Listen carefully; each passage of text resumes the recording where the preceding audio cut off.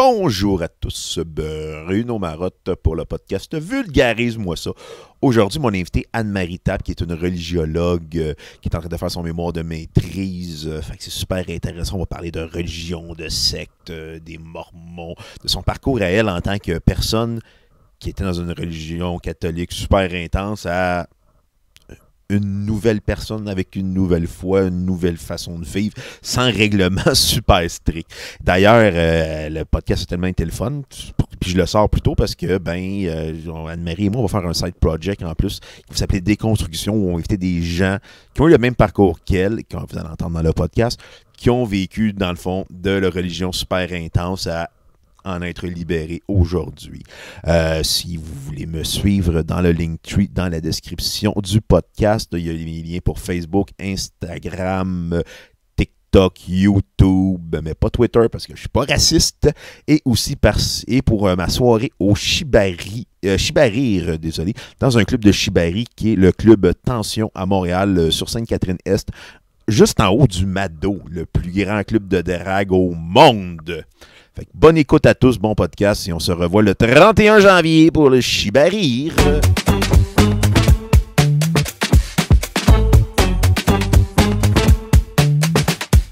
Bonjour à tous, bienvenue au podcast Vulgarise-moi ça. Et aujourd'hui, on va parler de sexe et de secte avec la religiologue Anne-Marie Tapp. Comment ça va? Ça va super bien, toi? Oui, merci. Religiologue, qu'est-ce que c'est au juste? En fait, on me pose souvent la question. On pense souvent que c'est théologienne ou quelque chose du genre.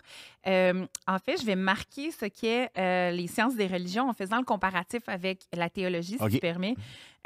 Théologie, c'est théos et logos. Donc, théos, c'est Dieu, puis logos, c'est discours. Donc, discours de Dieu ou à propos de Dieu. Fait que ça vient du fait, de la prémisse, finalement, que Dieu existe. OK. Alors que les religiologues, en fait, on utilise la science, l'anthropologie, la sociologie, la philosophie, l'histoire, la politique, le féminisme, pour analyser et comprendre les traditions religieuses, les mouvements religieux, qui soient institués ou non, finalement. OK. Tu as étudié à l'université en religiologue? Ou... En sciences des religions, en effet. Certificat bac, je suis en train de finir ma maîtrise. C'est ma dernière année de maîtrise. Tu vas avoir hâte de finir. Oui, ben c'est ça. Bonjour, doctorat. Mais, en plus. Et bonjour post-doctorat après? Peut-être, pourquoi pas. Donc, oui, c'est ça. J'ai fait certificat puis bac à l'UQAM. Puis là, je fais ma maîtrise en intervention en soins spirituels à l'Université de Sherbrooke. Intéressant. On va parler de secte et de religion. Et ironiquement, j'ai mis un chandail de Kool-Aid sans m'en rendre compte pour les fans de Jim Jones. Ceux qui sont encore vivants. Oui. on va parler de sexe et de religion. Pourquoi pourquoi le sexe est autant relié aux sectes? En fait, bon, ça remonte à vraiment très, très loin, mais si on veut quelque chose de plus près de nous qui nous permet de mieux comprendre. Les Raéliens? Il y a ça qu'on voit, puis qu'on a vu plusieurs documentaires là-dessus. Puis c'est la partie le fun des Raéliens. C'est d'ailleurs pourquoi il y a plusieurs personnes qui ont adhéré parce que le polyamour, c'était pas à la mode, parce que, bon, tout ça, c'était pas à la mode. Quand les Raéliens sont arrivés au Québec et tout, les gens qui étaient polyamoureux ou qui cherchaient au niveau de leur sexualité ou tout ça, c'est sûr que ça les a beaucoup attirés, ce non-jugement-là par rapport à la sexualité qu'on n'avait pas dans la société ici à ce moment-là. T'es encore très, très catholique. Encore très catholique, encore, en tout cas, sur des valeurs judéo-chrétiennes. Puis c'est ça qui était le fun avec le raélisme, là, que les gens, justement, pouvaient être plus libres de ce côté-là. Donc ça a beaucoup attiré. Fait que c'est sûr que ça, c'est plus proche de nous. En fait, le sexe et les sectes, parce que moi, je traite surtout la place de la femme dans les milieux sectaires, c'est plus ça mon dada, c'est souvent relié à la qualité reproductrice de la femme. OK. Donc, elle doit faire plus d'enfants pour qu'il y ait plus de descendance, qui est la bonne croyance. Ainsi, pouvoir faire, plusieurs... justement, descendants de la bonne croyance, de la vérité vraie, du vrai. Bon, on peut tomber dans plusieurs pléonasmes comme ça. Puis, il y en a beaucoup qui ne vont pas vers l'évangélisation parce qu'il va y avoir du jugement, parce qu'il va y avoir ci. Donc, à la place, ils font plus d'enfants. Donc, ça fait plus de croyants. Ah! Donc, ça, c'est vraiment un résumé, un petit wrap-up de tout ça. J'avais fait un cours, justement, à l'UQAM avec Geneviève Pigeon, que je salue. Puis, c'était justement sur sexe, et religion. Religion et sexualité, pardon. Et justement, dans ce cours-là, elle nous parlait que à une certaine époque, puis là, on remonte, là, à une certaine époque, la femme était vue comme quelque chose d'hyper mystique. OK. Bon, elle était plus émotionnelle, elle avait un trou, un orifice de plus que les hommes. Et cet orifice-là, il saignait. Bon, une fois par mois maintenant, on le sait, mais il saignait. Donc, la femme saigne, saigne, saigne et ne meurt pas. Oh! Ça, c'est mystique, là. C'est clairement le malin, là. Tu sais, c'est le mal, c'est du sang, c'est impur. Elle a ça qui sort et elle ne meurt pas. Donc, il y a quelque chose de mystique là-dedans. Et comme le diable pouvait se retrouver à n'importe quel coin de rue, de son village, de sa communauté et tout ça, bien, la seule manière que la femme ne saigne pas, c'était qu'elle soit enceinte. Et Ah! ça bouchait l'orifice de plus qu'elle avait. Donc, elle ne saignait pas, elle n'avait pas le malin en elle, et l'orifice de plus qu'elle avait de l'homme était bouché. Donc, bien avant, justement, tout ce qui est les berceaux au Québec pour la langue française et compagnie, faire plus de descendance canadien-français, ben il y avait ça. Donc, pour pouvoir protéger un village, pour pas que le diable puisse arriver dans le village puis faire des petits, tu sais. Fait que là, c'est nous autres qui devions faire des petits à la place. Donc, le corps de la femme a souvent été instrumentalisé comme ça. Oh, OK. Puis ça parle de quand? D'avant Jésus-Christ? Non, non, après. Après? Mais la femme a toujours été, bon, même, tu sais, je vais parler surtout au niveau chez les Juifs, les plus orthodoxes. Il y en a, bon, des communautés plus fermées. On en a ici aussi. C'est important de faire des enfants. C'est important pour pouvoir garder cette vérité-là et cette proximité-là avec le divin, de pouvoir donner à sa descendance ce qui est vrai, qui ne soit pas dans le mensonge, puis qui ne soit pas dans la société moderne qui est pervertie justement par tout ce qui est technologie, tout ce qui pourrait venir d'inspiration qui n'est pas divine finalement, là. Est-ce que ça fonctionne encore, cette méthode-là, pour faire peur aux femmes?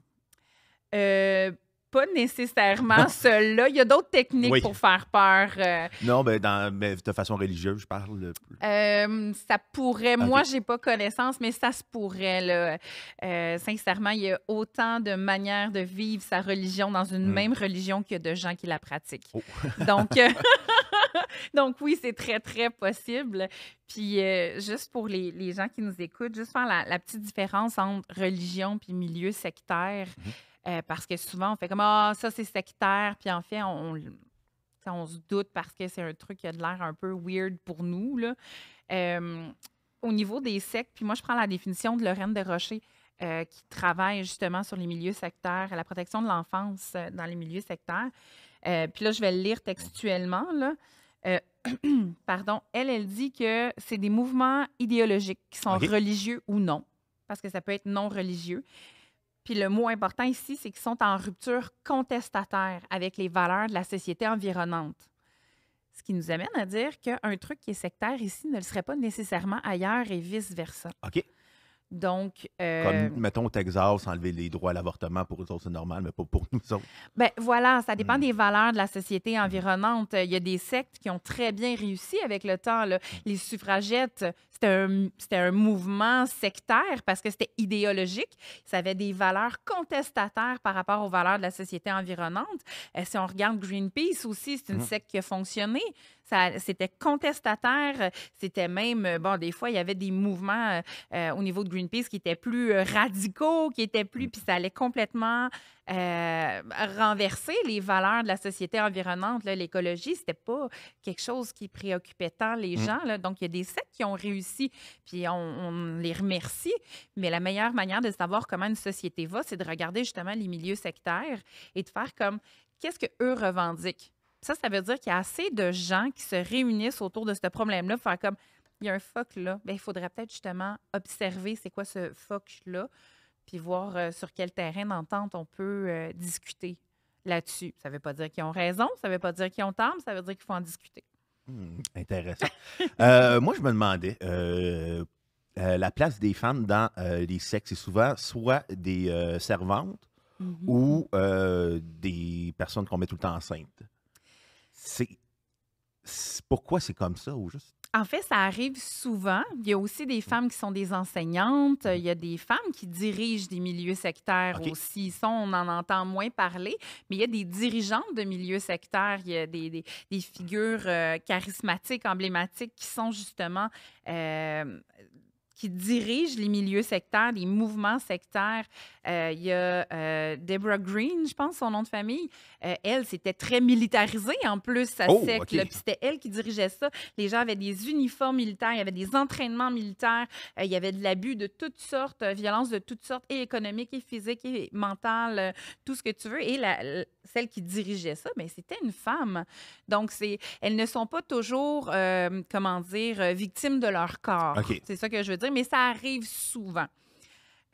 Si on regarde, on voit souvent ces temps-ci, entre autres sur Netflix, tous les documentaires qui sortent par rapport au milieu sectaire. Bon, la femme, les abus sexuels, avoir 86 femmes, les mettre enceintes dès qu'ils ont 14 ans.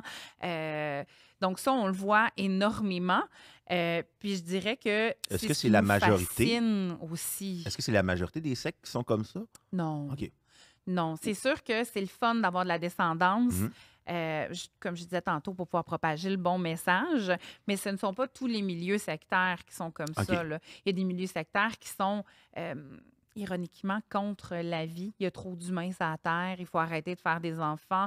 Les plus courageux d'entre nous se suicideront, nanana, là, tu sais. Donc, c'est pas les dirigeants qui le font, là, ça, par Mhm. exemple, le suicide, là. Mais c'est ça, tu sais, il y en a des milieux sectaires comme ça, là. Entre autres, les noms m'échappent, mais il y avait, entre autres, une secte qui était dirigée par David Berg. Ça, c'est dans les années 60, fin des années OK. 60. C'était la famille ou la famille internationale ou Children of God. Il a changé souvent Oui, de oui, nom, oui. là. Ben, David Berg, lui, avait établi au début des années 70 ce qu'on appelait le flirty fishing.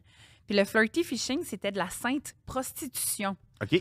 Donc, les femmes mariées ou non se faisaient apprendre comment flirter, les endroits où aller. Donc, les country clubs, les bars, sur le bord de la plage et tout ça, à la tombée de la nuit et tout, pour pouvoir ramener des hommes dans la communauté, coucher avec eux. Puis le lendemain, ils se lèvent, puis là, ils sont entourés de gens qui sont en train de faire une commémoration religieuse ou peu importe. C'était la manière de faire du prosélytisme. Oh. Donc, c'était du flirty fishing. Je ferai de vous des pêcheurs d'hommes, mais ça a été pris au pied de la lettre.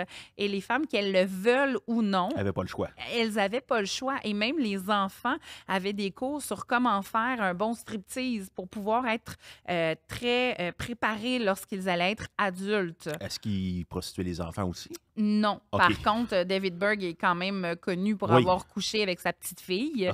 Puis les abus sexuels, parce qu'on s'entend que c'est pas une relation. Non. Là. Les abus sexuels ont commencé, je crois qu'elle avait 4 ans. Là. Ce qui est l'âge de ma plus jeune. Là, donc, Troublant. ben, c'est troublant, mais c'était accepté à cause que la figure charismatique, le leader charismatique, était tellement... David Berg dit Moïse. Souvent, il se donne ce nom-là de prophète. Comme Roch Thériault. Comme Roch Thériault. C'est un nom de prophète puissant qui est bon dans les 3 grands monothéistes. C'est un nom qui résonne. C'est un nom qui marque l'imaginaire collectif. On a tous entendu parler de Moïse. Donc, c'est un prénom qui est puissant, là, un surnom qui est puissant. Et ça vient de manière pernicieuse. Ça commence pas tout de suite. Hey, moi, je vais coucher, je vais agresser des enfants ici et ça. C'est une petite coche de plus. OK. Puis ensuite, une petite coche de plus.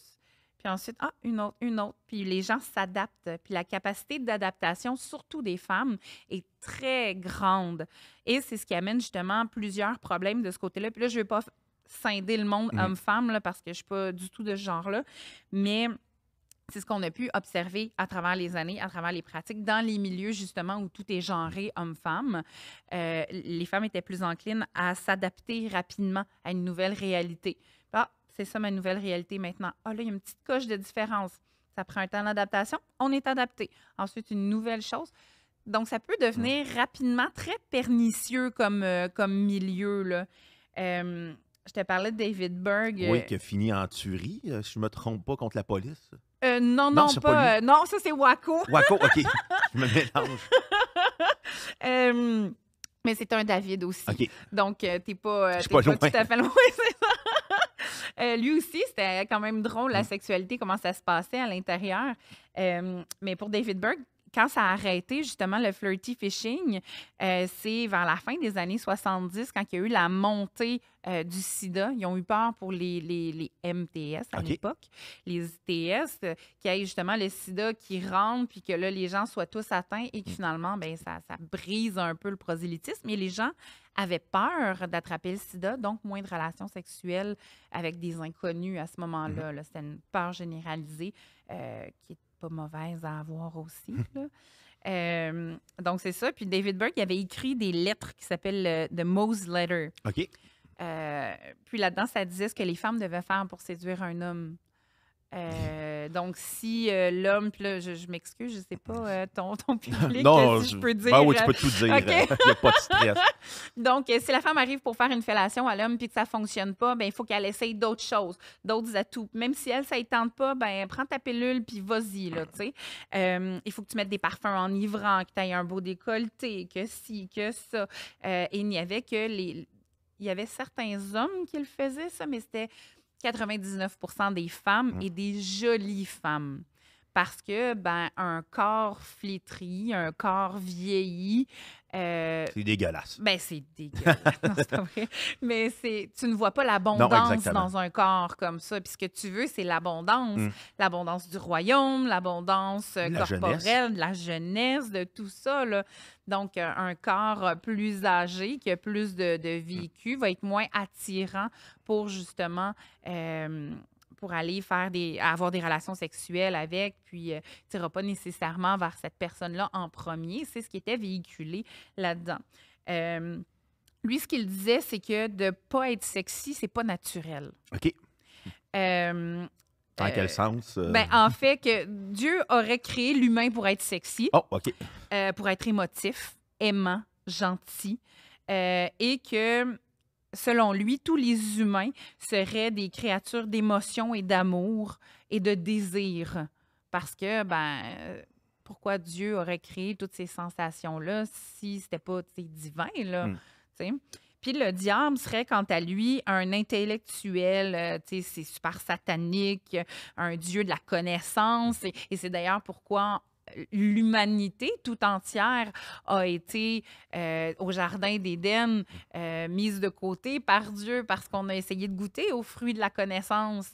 Donc, tout ce qui est connaissance, intellectualisation et tout ça, ça appartient à Satan, au mal.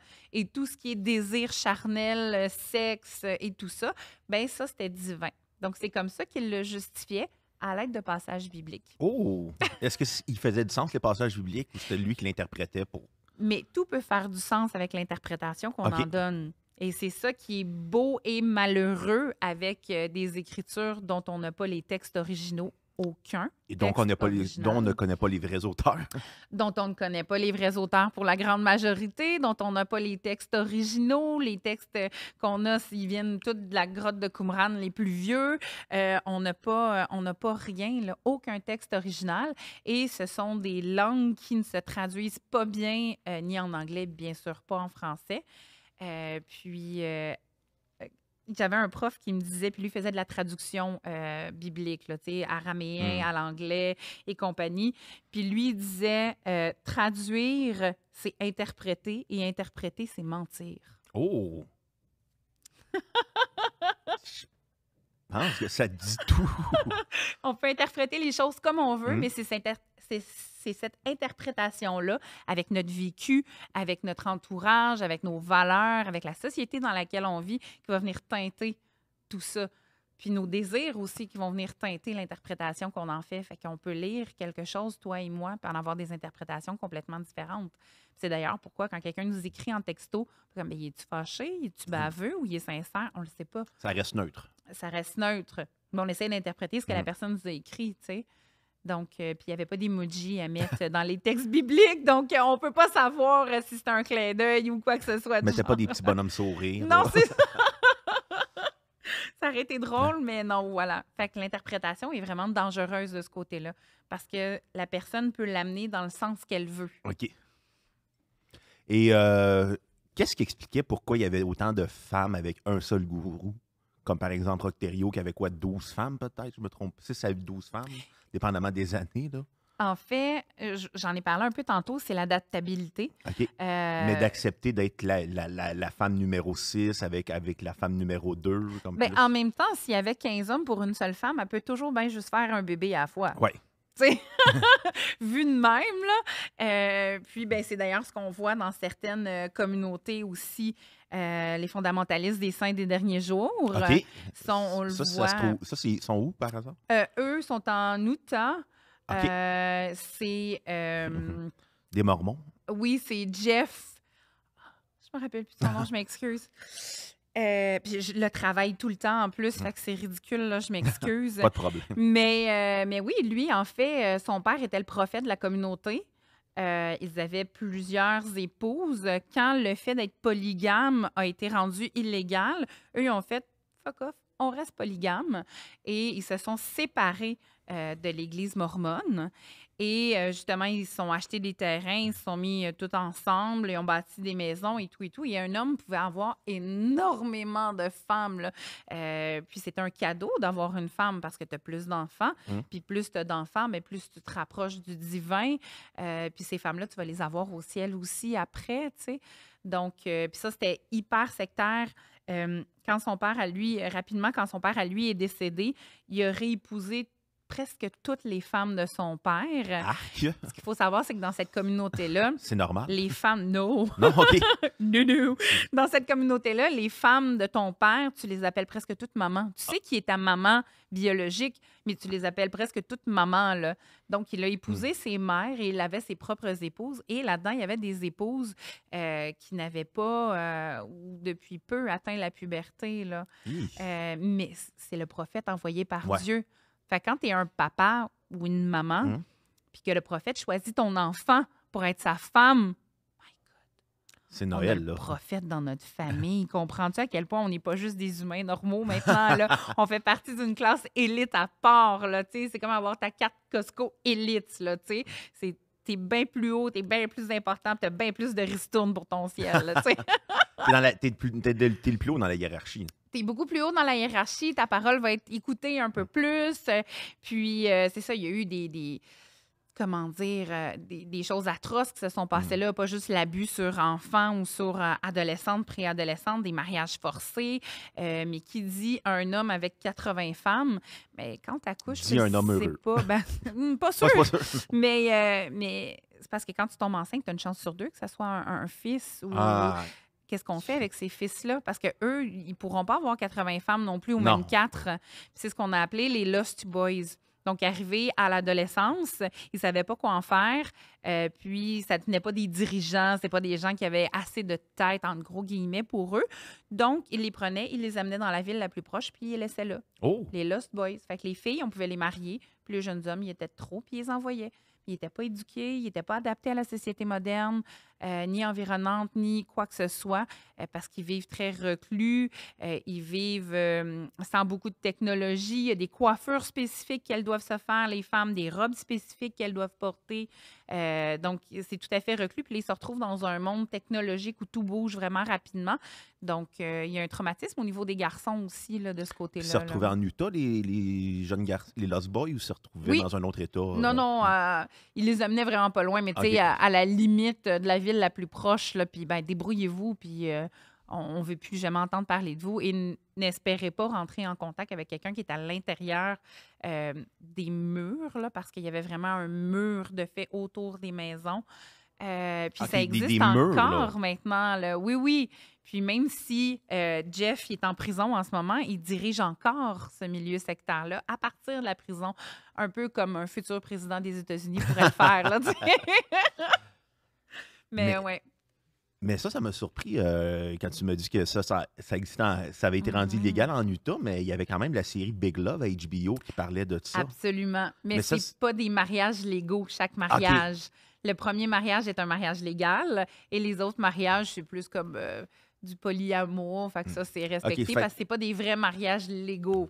Cette série-là, c'est à propos de cette communauté-là? Ou... Oui, absolument, mais fondamentaliste. Okay. Donc là, on tombe vraiment dans tout ce qui est euh, autoritaire, tu dois absolument habiter là, tu dois avoir tant d'enfants, tu dois ci, tu dois ça. C'est hyper structuré.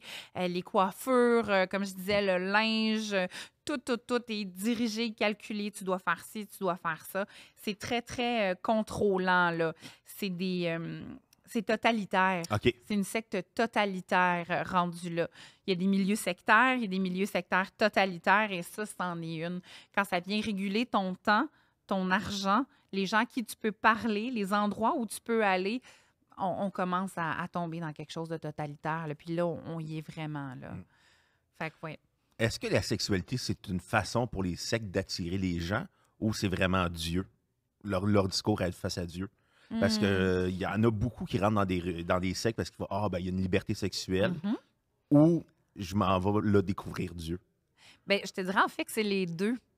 C'est les deux parce qu'il y a des gens qui, comme on en parlait tantôt au niveau des Raéliens, ben là, il y a cette liberté-là. Je vais aller voir ce que c'est. Puis il y a une curiosité intellectuelle aussi de savoir qu'on n'est pas tout seul dans le monde. Je me doute qu'on n'est pas tout seul dans le monde. Puis là, il y a quelqu'un qui a des réponses à mes questions. Puis c'est souvent ça la porte d'entrée. On se pose des questions sur des trucs existentiels, la vie, la mort, pourquoi la souffrance, ces choses-là.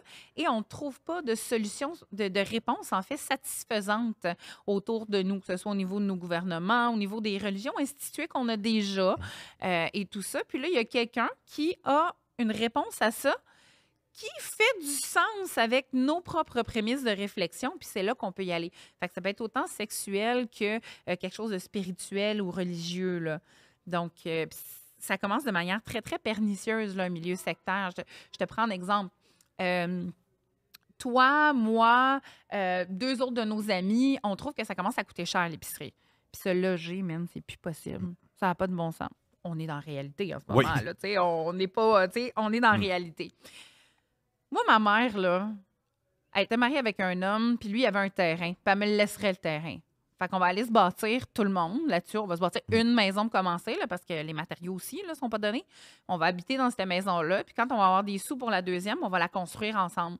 Parce que nos amis, sont capables de faire ça, eux autres. Moi, je suis prof, fait que si on fait des flots, je vais pouvoir leur enseigner aussi. Puis pouvoir être autosuffisant, faire notre jardin, faire ci, faire ça. À date, c'est pas sectaire. C'est une communauté qui est recluse. C'est tout. C'est pas sectaire. On est autosuffisant, on est tout ce que tu veux. On peut enseigner à la maison, mais c'est de l'isolement. Ah!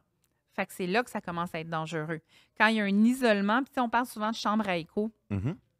Parfois, une chambre à écho, ça peut être pour se protéger parce que tu n'as plus envie d'avoir des attaques d'incels, de ci, de ça. Puis tu te crées une petite communauté d'amis où il n'y en aura pas de ça. Okay. Ça, c'est bon pour ta santé mentale, c'est bon pour... Mais elle est où la limite entre ça et je me reclus du monde parce que le monde, il est mauvais? Ah, la ligne est mince. Ça se fait. La ligne est mince. Là, on est sur un terrain, donc on est géographiquement isolé des autres. Mais l'isolement peut être aussi psychologique. Fait que quelqu'un qui habite sur le même palier que toi, dans ton bloc appartement, peut aussi être dans un milieu sectaire et vivre de l'isolement parce qu'il ne te parlera pas ou il ne rentrera pas dans une relation plus intime ou amicale avec toi. Il peut être travaillé avec toi, ça peut être ton collègue de travail. Ça se peut que tu ne saches jamais que c'est quelqu'un de spirituel, religieux qui est dans un milieu sectaire, mais il y a quand même des trucs de base au niveau de l'isolement psychologique ou parfois physique. Fait que c'est difficile de savoir. Fait que ce qui peut les attirer, ça peut être le fait de s'isoler. Ça peut être attirant. Ça peut être le fait d'être autosuffisant. Ça peut être le fait de rencontrer Dieu. Ça peut être le fait d'avoir finalement des réponses qui font du sens aux questions que je me pose sur la vie. Ça peut peut-être juste pour te faire des amis. Mais ça peut être un groupe social aussi. Puis moi, je travaille beaucoup auprès des gens qui sont déconvertis, qui ont quitté la religion, qui ont quitté les milieux sectaires. Et souvent, ce qu'ils nous disent, c'est que ce qui leur manque, c'est cet esprit communautaire-là. C'est que, mettons, quelqu'un, sa maison passait au feu, bien, tout le monde venait aider pour rebâtir la maison, fournissait les matériels. Ça régulait le temps. Les réunions de prière, les activités en famille. Fait que ça, c'est quelque chose qui manque beaucoup aux gens qui ont quitté les communautés, qu'elles soient religieuses ou sectaires. C'est cet esprit de communauté-là. Donc oui, il y a des gens qui adhèrent pour avoir une communauté de croyances ou d'amis ou pour pouvoir se réunir autour d'un point qui est commun. Oh, c'est intéressant. On n'est pas loin de l'église de Scientologie en ce moment à côté du studio. Oui. Pourquoi à Hollywood, ça a fonctionné fort, la Scientologie? Parce qu'il y a beaucoup d'acteurs qui en ont parlé, qui l'ont vendu. Tom Cruise, l'exemple parfait. Oui, Will Smith, John Travolta. Oui, oui, il y en a beaucoup. Madonna, qui est aussi dans l'église de Scientologie. En fait, c'est que on entend surtout parler d'eux. Tu sais, ici, on a France d'amour, c'est pas Ouais, le même non. niveau, là. Mais voilà, tu sais, on entend parler d'eux parce qu'ils sont connus et ça, c'est quelque chose de bon pour l'église de OK. Scientologie parce que ça se veut scientifique. Ça se veut avec des trucs prouvables par la science, mais comme en parallèle de la science de Big Pharma et tout ce que tu veux. Il y a J.E. d'ailleurs qui avait fait un reportage là-dessus super intéressant. Il y a des gens que je connais qui y ont participé. Michel Franqueur, d'ailleurs, qui a participé, qui est un homme qui a vécu plein de trucs, qui a été dans un milieu sectaire qui est ici au Québec. Puis voilà, il a été dans la scientologie aussi. Et justement, c'est de se substituer à Big Pharma, de se OK. substituer à la croyance commune et compagnie. Et ça te donne un certain... tu te sens meilleur que les autres parce que tu l'as, la vérité. OK. Puis tu vas pas courir après les gens pour pouvoir leur dire, ben moi, j'ai la vérité. Tu vas attendre qu'ils viennent. Fait qu'il y a déjà un pas de fait. Donc, mettre un pied dans l'église de Scientologie, mais moi, je serais intéressée à aller voir c'est quoi. Je serais intéressée à y aller, puis leur demander. Puis, tu sais, pas parce que je suis à la recherche d'une vérité, mais pour savoir vraiment sur quoi ils se basent selon eux, le savoir de leur point de vue à eux, parce qu'on en entend toujours parler des gens qui sont à l'extérieur du mouvement. Puis, ben, quand on en entend parler des gens qui sont à l'intérieur, bon, on les prend pour des cabochons, puis on n'écoute plus bien parce qu'on se dit, sont-tu épais de croire ça, tu sais? Ils sont comme pris un peu là-dedans. Ben oui, puis en fait, sans nécessairement parler que de la scientologie, un leader charismatique, j'utilise jamais le terme gourou, parce que j'aime pas ce terme-là, là, ça vient du sanskrit qui veut dire enseignant. OK. Donc, quand on dit un gourou, bah, c'est un enseignant. Là, tu sais, va faire ton yoga, c'est ton gourou, c'est ton enseignant, c'est ton, tu sais, bon. Donc, je préfère les leaders charismatiques. Il y en a des positifs, il y en a des négatifs. Donc, les leaders charismatiques des milieux sectaires, ils sont un peu victimes aussi là-dedans. De leur succès. Ils sont victimes de leur succès. Tu sais, comme moi, je m'y connais en sciences des religions. OK. Si tu me poses des questions là-dessus, je peux te répondre. Puis là, tu trouves que mes réponses font du sens. C'est comme, hey, bright, elle. Ah là, t'as pas dit, elle est bonne là-dedans. T'as dit, hey, bright, elle. OK. Donc, je suis intelligente. Fait que là, ce qui te reste dans la tête, c'est, elle est intelligente. Fait que si j'ai des questions, je peux aller y poser. Fait que là, tu vas me mettre à me poser un paquet de questions sur un paquet de sujets différents. Fait que je vais tomber dans l'opinion. Ah. Je vais tomber dans l'opinion, mais comme c'est paroles de sage, tu vas faire comme, ah, c'est ça, parce qu'elle me l'a dit, puis que c'est une femme intelligente. Fait que la personne qui donne des réponses commence à avoir les réponses à tout, mais parfois contre son propre gré. Et tu n'as pas le choix. Quand tu as la machine qui te pousse en arrière, là, tous les anciens, tous les membres qui te poussent pour avoir des réponses, je m'excuse l'expression, mais maintenant, il faut que tu en chies des réponses. OK. Là, parce que tu les as pas tout le temps. Là. Fait que, tu sais, tu veux fournir, tu veux les alimenter parce que ça va bien, puis que tu as une belle communauté, puis que mais tu n'es peut-être pas bon dans tout. Tu n'as peut-être pas les réponses à tout. Tu n'as peut-être pas tout ça, ce que ça prend pour pouvoir répondre à tous les sujets. Donc voilà, c'est là que ça peut devenir pernicieux et où le leader charismatique, finalement, se fait pousser par les autres puis devient de plus en plus exclu de son propre groupe parce que plus tu es haut dans une hiérarchie, plus tu es seul. Ah. Fait qu'ils sont eux-mêmes isolés. Puis, ben, une manière que certains ont trouvé de ne plus être isolés, c'est se choisir des jeunes femmes, des personnes dans le groupe pour avoir cette intimité-là qu'ils n'ont pas au sommet de cette pyramide-là. Je suis pas en train de justifier. Je suis en train d'expliquer. OK. Je suis en train d'expliquer pourquoi, justement, il y a une recherche d'intimité. C'est souvent parce qu'en haut de la pyramide, ben, tu es tout seul. Donc, tu n'as pas d'intimité, tu n'as pas d'amis, tu pas de... Parce que les gens te voient comme étant supérieur et tu dois maintenir ça parce que maintenant, tu es ton personnage. OK. Dans le fond, c'est comme le gars, le lutteur qui devient son propre personnage, puis là, qui devient méchant à 100%, alors que dans les rings, il l'est, mais en dehors du ring, il l'était pas, mais là, il décide de le devenir à 100%. Bien, c'est que ça finit par teinter ta vraie personnalité parce qu'on s'attend à ça de toi. OK. Donc, les attentes que les gens ont par rapport à un leader, bien, parfois, ça vient le pousser. parfois, le leader commence puis veut ça aussi, là. Tu sais, Ah. mais parfois, ça peut venir des membres aussi de pousser toujours plus loin. Puis justement, une recherche d'intimité qui est souvent Hmm. sexuelle peut être recherchée à ce moment-là parce que la personne est seule en haut de sa pyramide et n'a plus cette intimité-là, qu'elle soit amicale, qu'elle soit amoureuse, qu'elle soit de proximité. Donc, voilà, ça peut venir de là aussi. Dans les années 90, il y a eu beaucoup de suicides collectifs dans les sectes, en Amérique du Nord surtout. Il y a Mhm. eu Evans Gate, il y a eu Lord du Temple solaire, il y en a Oui. eu quelques-unes, il y en a eu quelques-unes d'autres. Qu'est-ce qui explique pourquoi les gens sont prêts à aller jusque-là? En fait, c'est souvent la peur. OK? La peur peut nous amener à faire un paquet de trucs. En fait, dans mes conférences que je donne, souvent, je dis que l'humain a horreur du vide. On a horreur de ne pas avoir de réponse à nos questions ou de laisser un blank. Qu'est-ce qui arrive après Hmm. la mort? Tu sais-tu? Non, je suis pas mort Euh, encore. Moi, je sais pas non plus, mais j'ose imaginer et j'espère qu'il n'y a rien.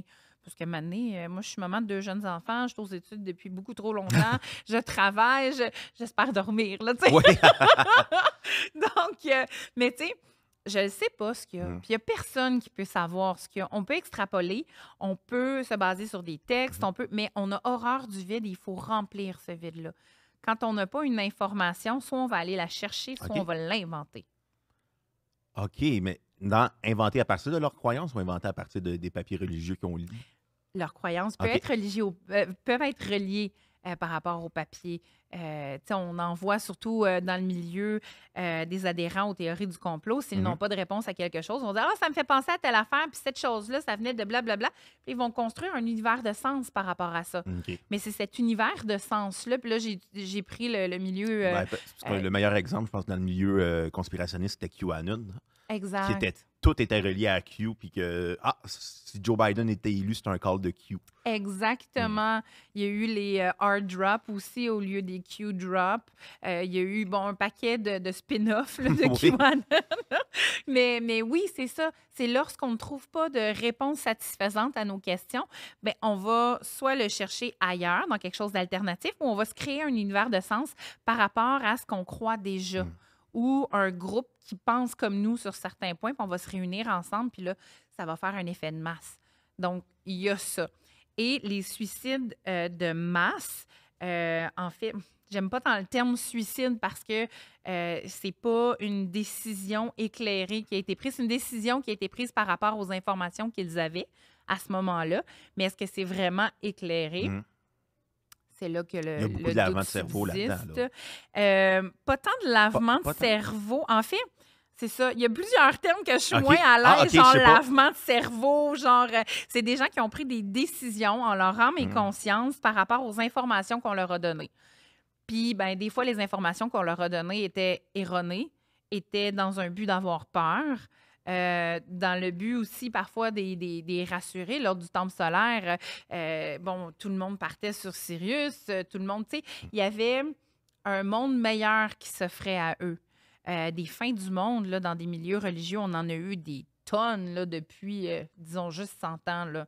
Il y a eu plein de fins du monde qui ont été annoncées et des gens qui ont vendu tout leur avoir, qui sont partis en peur, qui se sont bâtis des abris souterrains parce qu'ils pensaient que tel météorite, puis nanana, puis il y aurait juste ceux de sauver. C'est qu'on a besoin aussi d'être spéciaux. OK. On ne veut pas rentrer dans la masse de gens qui, finalement, c'est comme des numéros. On est à part et on a besoin de se sentir spécial. Puis ça, c'est bon pour toi, c'est bon pour moi. Tu sais, si on est en couple avec une personne, on veut être spécial pour cette personne-là. Parce que la personne, elle est témoin de notre existence. Tu sais, c'est ça qui est beau dans une relation, que ce soit de couple amoureux, que ce soit amical. La personne, elle est témoin de notre existence. Mais si on habite dans une masse de personnes qui marchent toutes dans le même sens pour aller travailler, puis qui reviennent toutes à la même heure, puis c'est qui les témoins de notre existence? Ben, c'est des gens qui ont des valeurs, des croyances qui ressemblent aux nôtres, et on est tous entre nous témoins de l'existence des uns des autres, et on aspire à plus. Et le plus, ben, ça peut être notre intelligence, comme dans l'ordre du temple solaire, c'était tous des gens lettrés, c'était des gens intelligents, c'était pas des ticounes, tu sais, qu'on s'imagine que c'est des gens qui n'ont aucune éducation, du monde qui qui ont vont dans les beaucoup milieux d'argent. sectaires.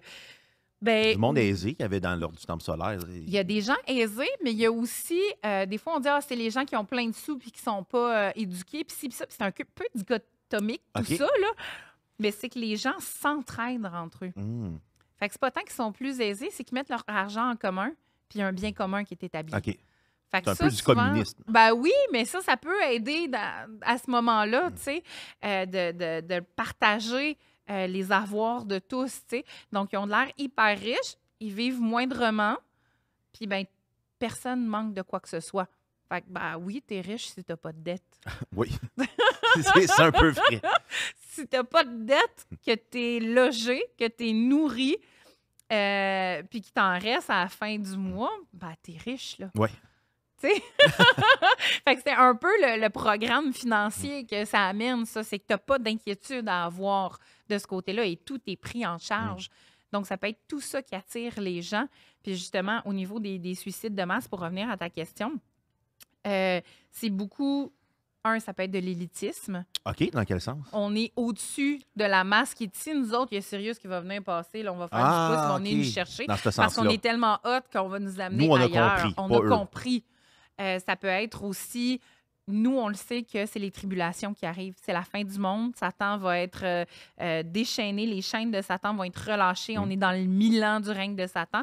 On va partir avant et de toute façon, on va se retrouver au ciel parce que nous, on va avoir cru ce qui était vrai. Puis là, ben, on peut se baser sur la Bible, sur l'Apocalypse de Jean. On peut se baser sur un paquet de trucs pour justifier ces actes-là. C'est que tout peut être justifiable par une sainte écriture ou par une sainte parole d'un homme ou d'une femme considérée saint ou sainte, cette personne-là est capable de bien interpréter les textes, bien entre guillemets, là, interpréter les textes. Donc, ça peut être tout ça. Mais en gros, c'est vraiment parce qu'on a besoin de témoins de notre existence, on a besoin d'être à part, on a besoin d'avoir la vérité. Parfois, on veut le dire aux autres, la vérité, pour qu'ils viennent nous rejoindre. C'est là qu'il y a du prosélytisme qui se fait. Puis en même temps, le prosélytisme, c'est pas négatif. Là. OK. C'est pas négatif du prosélytisme. Là, on parle en milieu sectaire, mais si toi, tu avais la recette contre les cancers, puis là, t'arrives, là, genre, bois ce verre d'eau-là, là. J'ai mis 3 gouttes de citron puis 6 feuilles de menthe dedans, là, puis c'est ça qui va guérir tous les cancers au monde. Est-ce que tu te promènerais pas avec des tonnes de verres d'eau avec 3 gouttes de citron puis des feuilles de menthe dedans en disant « Mais bois-les, merde, tu comprends pas? C'est ça qui va te guérir. Puis c'est ça qui guérit pour vrai, là, parce que c'est vrai pour toi. Donc, c'est vrai. Si c'est vrai pour toi, c'est vrai. » Fait que toi, tu as la recette des cancers au monde, puis le monde te regarde comme si tu étais un débile mental. Puis c'est comme, ben voyons donc, c'est ça, la recette. Contre tous les cancers, t'en veux même pas? Ben voyons donc, ça guérit tout. Puis là, tu as une espèce de sensation de... Mais il faut vraiment faire quelque chose pour que le plus de gens possible puissent avoir accès à ça. Bien, c'est la même chose avec annoncer la bonne nouvelle de Jésus. C'est la même chose avec c'est la fin du monde qui arrive parce que les gens y croient, c'est vrai. C'est vrai pour eux, donc c'est vrai. Leur univers est basé sur la vérité qu'ils ont trouvée en se posant des questions. Puis là, ben, ils veulent t'en faire part parce que c'est important et que c'est vrai. Ben, c'est la même chose avec la recette pour les cancers. C'est aussi profond et aussi véritable pour eux que ça. Oh, OK. Et qu'est-ce qui explique autant les extraterrestres dans les sectes? Parce qu'il y a eu Evans Gate, Raël, l'Ordre du Temple solaire et j'en passe, mais pour la scientologie, mais pourquoi il y a autant d'extraterrestres? En fait, je pense que ça vient du fait que l'univers est tellement grand, l'univers est tellement beau, l'univers est tellement complexe, puis nous, on a la capacité mentale de le comprendre, ça. OK. Tu vois? Ça, c'est avoir un gros ego, là. Bien, ça peut venir d'un gros ego, en effet, là, qui vient parfois, justement, avec des gens plus lettrés, puis qui sont plus élitistes au niveau académique et compagnie, là, ce qui est aussi un couteau à double tranchant, comme on a pu le voir dans les dernières années. Mais oui, ça peut venir du fait de... Moi, j'ai la capacité de comprendre qu'on n'est pas seul dans l'univers. OK. L'univers est tellement grand, on en découvre tellement. Tu sais, va juste sur le site de la NASA, puis là, oui, on a pris une photo de là, puis une photo de là, puis là, tu vois des millions d'étoiles. Comme... Puis nous autres, on se verrait même pas là-dedans, là, même pas notre planète, même pas notre système solaire. C'est incroyable, là. Puis de croire qu'il n'y a pas de vie sur les autres, qu'il n'y a pas de... Non, mais nous, on a la capacité de le savoir. Et Et non seulement ça, en plus, j'ai quelqu'un qui a la capacité d'entrer en contact avec eux. Ben voyons donc, c'est donc bien hot. Je suis donc bien hot d'avoir... J'étais à une personne... D'être à côté d'E.T. Ben, oui, puis j'étais à une personne de cette connaissance qui vient d'ailleurs, parce qu'on a horreur du vide, encore une fois. Fait que, tu sais, tout ça, ben, tu sais, quand on dit tout est dans tout, là, Ouais. ben, c'est ça. Fait que moi, j'ai déjà cette compréhension de base-là, de savoir qu'on n'est pas seul, parce que, bon, moi, je suis rendue là dans la vie, là, je le sais, je le vois, les images de l'univers, puis c'est impossible de penser qu'on est seul, puis c'est juste qu'il y a une différence entre c'est impossible de penser qu'on est seul dans l'univers, croire à quelconque sorte de vie, que ce soit des microbes ou whatever, sur d'autres étoiles ou quoi que ce soit, et je suis rentrée en contact avec eux. Ils m'ont désigné pour être votre prophète. Je vais vous annoncer ce qu'il faut faire. J'ai la vérité vraie.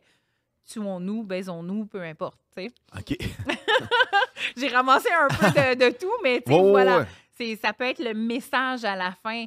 C'est que oui, il y a un message. Et le message est drastique par rapport à où on vient. Mais c'est normal parce que le message vient de l'extérieur, de ce qu'on connaît, même de notre planète. C'est intéressant. Dans le fond, pour eux, dans le fond, c'est comme une façon de répondre à la question qui est Dieu. Oui. Ben oui. Puis en fait, les religions, ça donne du sens au monde. OK. Donc, les milieux religieux, les milieux sectaires, peu importe, les structures sont très, très similaires, là. Ça donne un sens au monde. Ça fournit une réponse pour tous. OK. Donc, ça peut être une image d'un ordre véritable mondial du monde qui va venir justifier des ambiguïtés, des trucs qu'on ne connaît pas, des énigmes, des paradoxes qui sont reliés à l'expérience humaine. Donc, c'est donner une réponse pour ces questions-là. OK. Puis c'est ce qui aide les milieux sectaires et les milieux religieux à faire sens de tout ça. C'est de dire, bien, on a la réponse qui répond à la vie, à la mort, à la souffrance. Parce que dans le fond, c'est ça qu'on veut savoir. Pourquoi la vie, pourquoi la mort, pourquoi la souffrance?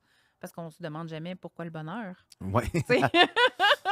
Parce qu'on sent qu'on le mérite, parce qu'on a travaillé pour. Mais pourquoi la vie, pourquoi la mort, pourquoi la souffrance? Ben, les groupes essayent de répondre à ça. Les groupes religieux ou sectaires ou idéologiques-ish, là, essayent de répondre à ça. Puis c'est les 3 grandes questions.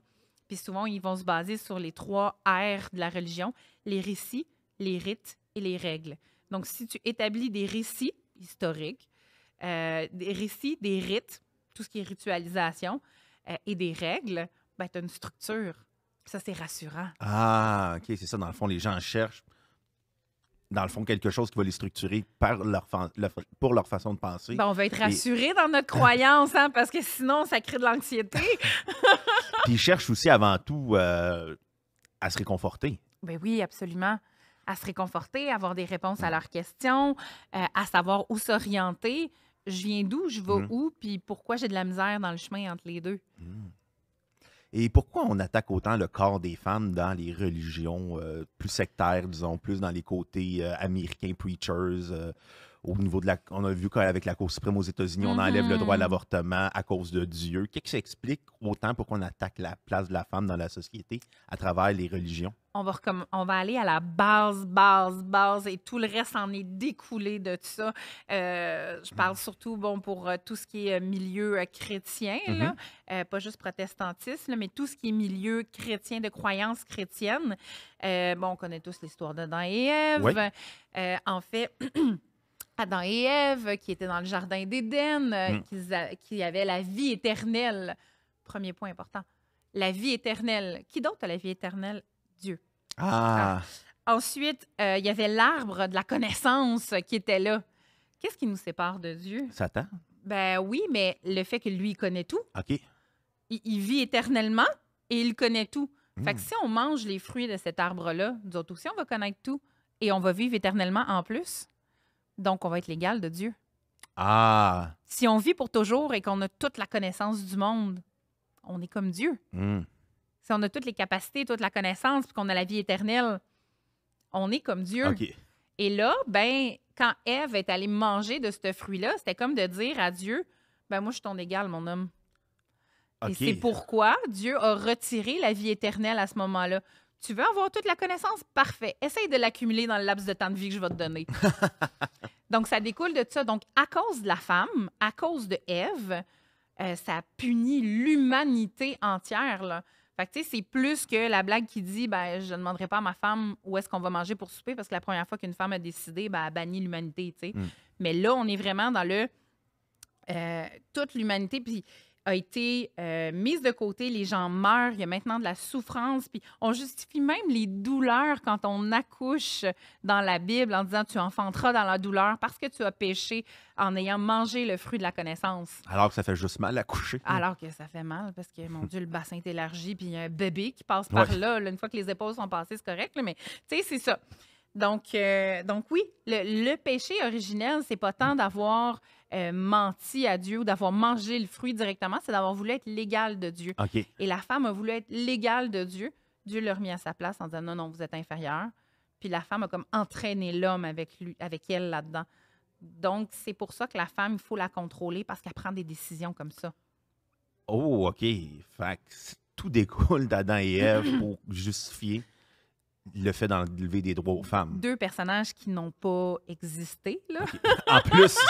Mais oui, selon les Saintes Écritures pour les chrétiens qui prennent ça au pied de la lettre, parce qu'il y en a des chrétiens qui ne croient pas à ça et qui disent ben, c'est juste une histoire pour expliquer le commencement avec les croyances qu'il y avait à l'époque et nanana. Mais c'est pas eux qui prennent ces décisions-là normalement, tu sais. Malheureusement. Mais oui, c'est ça. Ça vient du fait que la femme, elle est pleine d'émotions, qu'elle veut être légale alors qu'elle est inférieure. C'est ça qui est resté. Oh, OK, ça me trouble un peu d'entendre ça. C'est ça qui est resté de la femme. C'est qu'elle veut être légale alors qu'elle est inférieure. Puis parce qu'elle veut être légale, elle donne tout le monde avec son droit à l'avortement, entre autres. Oh, c'est déprimant d'entendre ça. Mais ça vient, entre autres, de là et de toutes les branches qui s'en sont découlées de ça et d'interprétation et de rajout de d'autres versets, de ci, de ça.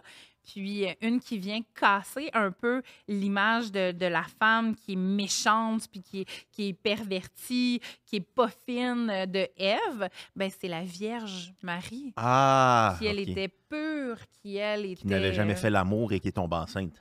Oui, c'est ça. C'est juste que le terme vierge voulait dire pur, puis on parlait de son cœur et non pas de son corps. Mais ils ont compris le corps, eux. Ben, en fait, la traduction a amené à ça.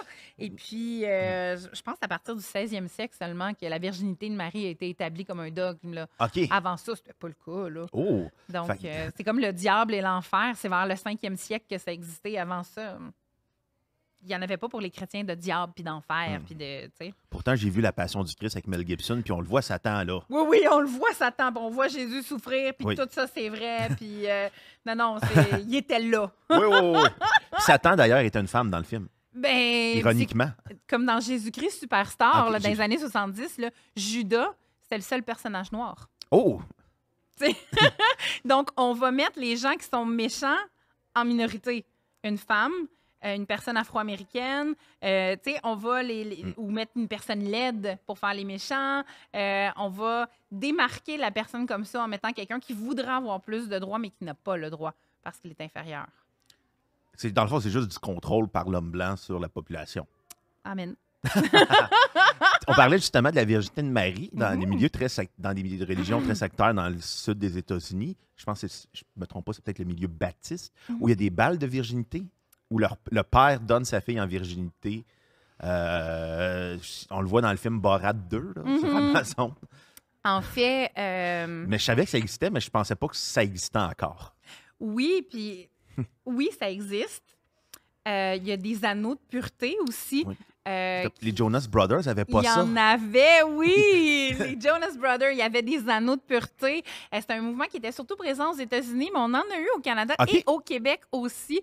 Récemment? J'ai moi-même déjà eu un anneau de pureté quand j'étais plus jeune, parce que moi, je viens d'un milieu chrétien, ce qui explique mes études. Et j'ai été dans des milieux plus sectaires aussi.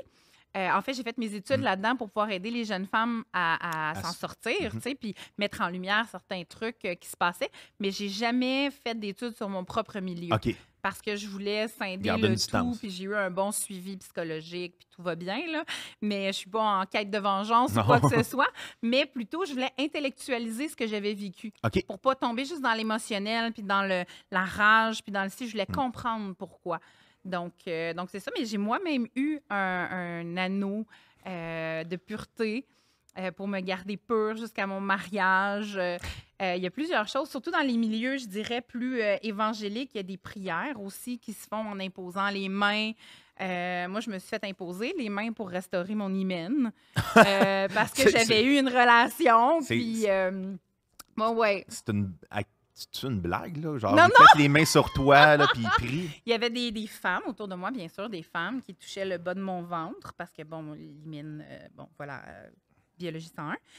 Puis il y avait des femmes qui touchaient les femmes qui me touchaient, puis ça faisait ainsi de suite. Et les gens parlaient en langue autour de moi, la glossolalie, ce qui est la langue des anges.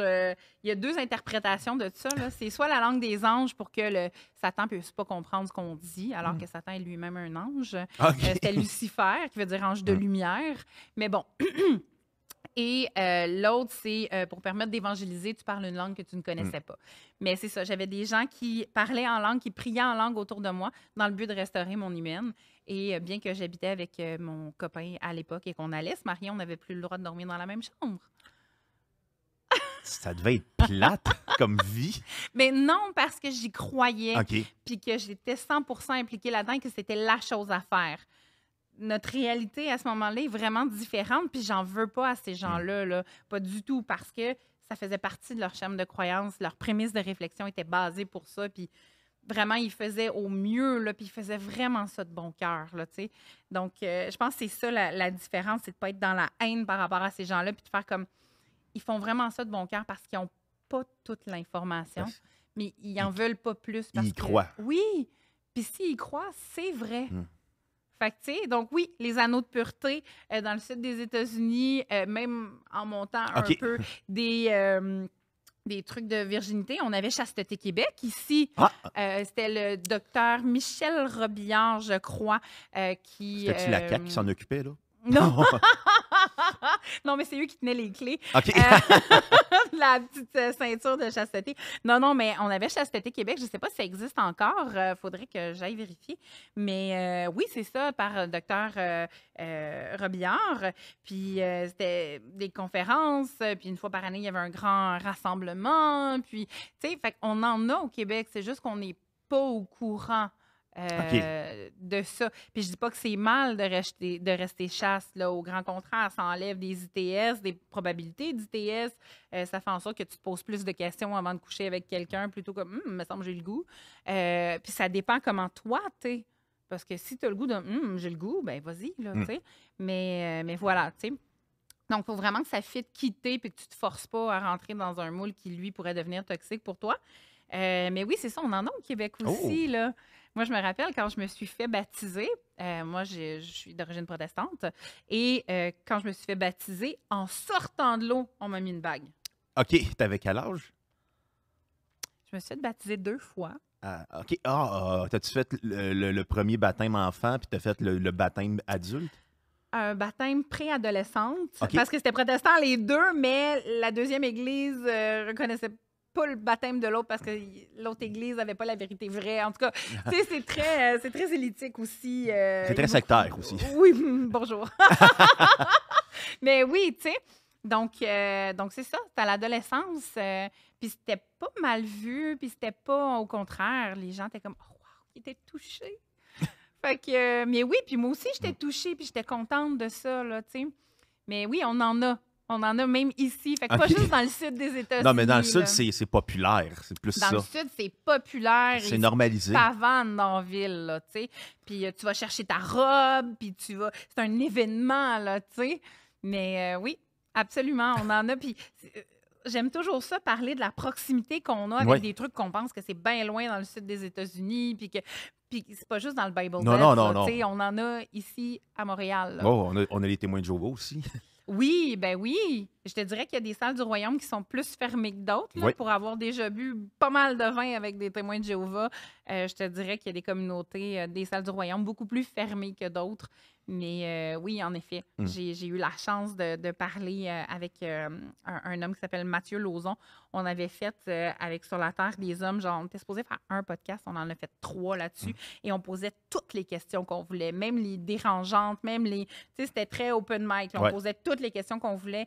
Et Mathieu Lauzon s'est prêté au jeu. Il a répondu à toutes les questions. Lui qui s'était déconverti, qui avait quitté le milieu, en fait, depuis 1 an environ. Il a fêté pour la première fois de sa vie sa fête, Noël, Halloween. Puis, c'est ça. La fête des patriotes. J'étais tellement émue voter.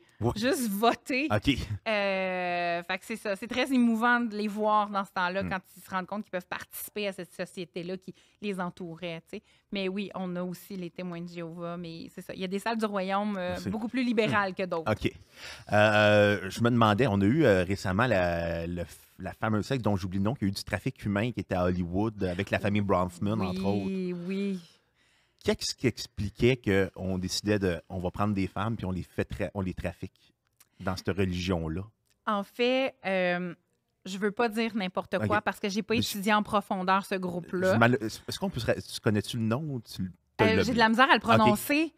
C'est beaucoup de... Il n'y a pas beaucoup de voyelles là-dedans, fait que j'ai beaucoup de misère à le prononcer. Mais oui, je sais de quoi tu parles. J'ai pas beaucoup étudié ce milieu-là parce que nous, ça nous a moins touchés ici. Je suis très centralisée sur le Québec, surtout. Mais ironiquement, il y avait des Québécois là-dedans. Oui, en effet. Puis, ça me sidère toujours de pouvoir utiliser la parole de quelqu'un, l'interprétation de quelqu'un, le bon vouloir de quelqu'un pour réduire des droits humains. Et ça, c'est quelque chose qui me sidère. C'est d'ailleurs pourquoi moi, je me suis engagée auprès d'Humanistes Canada. Ils font des aumôniers humanistes qui ne relèvent d'aucune religion et qui, pour eux, c'est la science et la dignité humaine d'abord et avant tout. Puis là, je suis comme, je me reconnais beaucoup plus là-dedans. Je me reconnais beaucoup plus là-dedans parce que justement, c'est quand on brime ces droits humains-là au nom de quelque chose de plus grand que je décroche. Là. Rendu là, t'es peut-être juste une mauvaise personne ou t'as été mal informé, là, ou un mix des deux. Je pense que c'était la fameuse secte de yoga. Ça, c'est un autre histoire. C'est un autre, ça, là. Mais ça, la secte de yoga, il y en avait à Montréal. Ouais, à Montréal, je sais pas, celle-là, s'il y en avait une à Montréal. Mais Bikram, ils l'ont fait d'ailleurs aussi sur Netflix. Là, ils sont rendus au Mexique, je pense. Ils se cachent beaucoup. Ouais. Ils se cachent beaucoup parce que quand les dénonciations commencent à sortir, ils ont peur. Donc, ils s'en vont ailleurs où il n'y a pas de trucs d'extradition et compagnie, puis ils peuvent juste continuer. Et l'affaire avec les Nord-Américains, c'est que nous autres, on n'a pas peur de se déplacer. Fait aller là-bas faire un séminaire, on s'en fout. Fait que les gens continuent d'y aller, de payer des sommes faramineuses pour y aller. Il peut même augmenter ses prix parce que ça devient une expérience de voyage parce que tu prends l'avion. Fait que, il peut augmenter ses prix, continuer de faire ce qu'il faisait, les abus sexuels, les demandes à caractère sexuel, les insultes, les harassment, L'harcèlement. Il rabaissait les gens dans la salle aussi en les traitant de toutes sortes d'affaires devant tout le monde. La régulation par les pairs, qui est une forme très négative de pression sociale là, sur ceux qui avaient plus de difficultés à faire certains mouvements. Ça vient jouer sur un paquet d'aspects de leur vie. C'est de la violence économique, financière, mentale, physique, sexuelle. Donc, ils peuvent partir dans d'autres pays, puis nous, on veut vivre cette expérience-là, fait qu'on va payer même plus cher pour aller la vivre ailleurs où il n'y a pas d'extradition avec nous. Oh! Mais ça, qu'est-ce qui explique qu'on décide de dire « Hey, je me paye le trip d'aller aller dans un milieu, mettons, sectaire, puis là, je m'en vais m'évader. » Il y a beaucoup de gens qui vont, je pense que c'est Gwyneth Paltrow qui organise des trips de moches collectifs. Entre autres, qui vont crier dans les forêts. Ah, ça, je savais pas pour Gwyneth Paltrow. Gwyneth Paltrow, je sais qu'elle organise des trips de moches collectifs, entre autres. Non, je savais pas. Je prends des notes. Mais mais elle est devenue une gourou. Pas une gourou, mais devenue très sectaire avec le... En fait, elle a plusieurs Il y a certaines choses de sa vie qu'elle vit en parallèle OK. de la société environnante, mais le capitalisme est toujours présent. OK. Donc, est-ce que c'est vraiment ce qu'elle vit ou c'est plus un mode de vie qu'elle vend dans un but lucratif? Personne ne le sait encore. Ben, il y a elle qui le sait. Puis encore Son là. comptable. Son comptable, il est au courant, mais je sais pas à quel point elle est au courant. Je sais pas. Mais en fait, c'est qu'il y a personne qui se paye des trips pour aller dans une secte. OK. Personne. Ils vont aller vivre une expérience spirituelle. Une tente de sudation, ça peut être tout à fait inoffensif, mais si tu passes 4 heures dedans, ça se peut que tu hallucines des affaires qui te parlent, là, tu sais. Donc, c'est toujours les limites à avoir là-dedans du respect de soi, de la dignité humaine, de la science aussi, parce que ton corps, dans une tente de sudation, si tu restes 10 heures, ça se peut que tu tombes évanoui puis que tu respires plus. Là, Puis tu sais. tu meurs. Puis que tu meurs, Il y c'est a ça. quelqu'un il y a eu le documentaire d'Olivier Bernard, le Oui. pharmacien, qui a été fait là-dessus, d'ailleurs. Absolument, absolument. Puis il parlait, entre autres, on en a eu au Québec, là, de Ouais. se faire envelopper dans un paquet de trucs, de faire du reborn, de faire du... On a besoin, en fait, quand on a chassé le religieux dans les années 60, on l'a juste déplacé. Il y a eu un déplacement du religieux. Donc, le religieux n'est plus dans ce qui est institué. Puis là, le religieux peut se retrouver dans un paquet de trucs. Puis on a des religions à la carte qui sont apparues. On a toute une matante là, ou une connaissance qui ne croit pas en Dieu, mais qui croit à l'angéologie, qui a des petites roches qui vont lui donner du pouvoir de ci, ça, puis qui va faire du Reiki. Ouais, ou qui achète des livres sur les anges. Ben voilà, mais crois pas en Dieu, mais crois aux anges. Puis tu sais, donc tout ça, je dis pas que c'est mauvais parce que ça fait du sens pour la personne, puis ça l'aide à construire sa journée, à se fixer des objectifs. Ça peut être super positif, mais c'est de la religion à la carte, ça reste de la religion. Mm. Donc on n'a pas éliminé la religion. On l'a juste transformé de façon On plus l'a- mercantile. Exact, ou de manière plus cohérente pour soi. OK. C'est pas toujours mercantile, mais on l'a transformé de manière à ce que ça fasse du sens pour soi. Mais rendu là, il peut y avoir un paquet de dérives qui arrivent.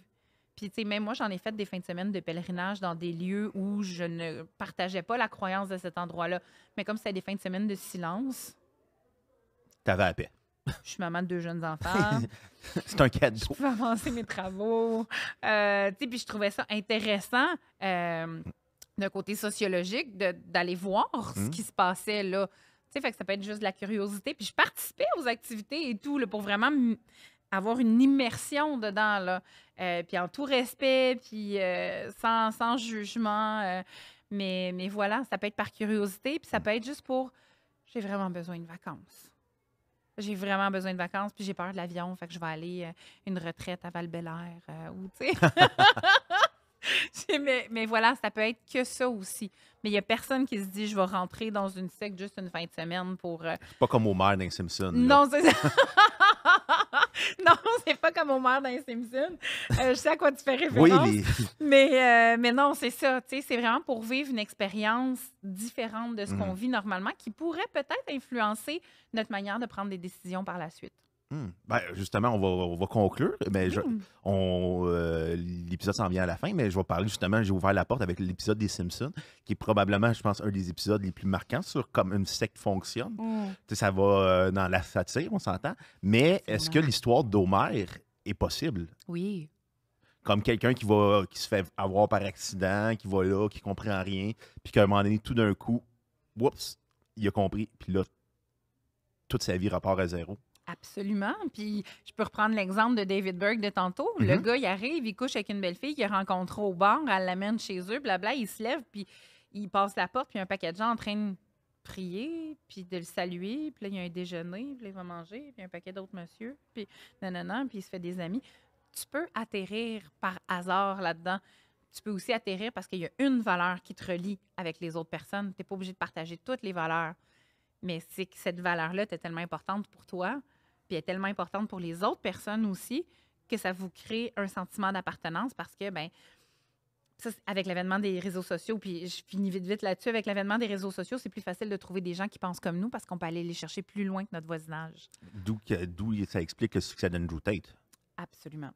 Le gars est en Angleterre, mais les gens décident de le traduire partout dans le monde. Mes étudiants au secondaire le suivaient, ces réseaux sociaux. Oh! Comment tu réagissais comme prof?